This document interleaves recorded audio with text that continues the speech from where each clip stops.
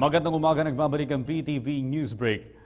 Nakakapangisda ng muli sa Panatag Shoal ang mga mangingisdang Pilipino sa kabila ng Chinese vessel na namataan sa pinag-aagawang Spratly Islands. Ito ang kinumpirma ng Department of Foreign Affairs o DFA kasunod ng unang taong anibersaryo ng pagpabor ng International Court of Arbitration sa petisyon ng Pilipinas hinggil sa territorial dispute sa West Philippine Sea.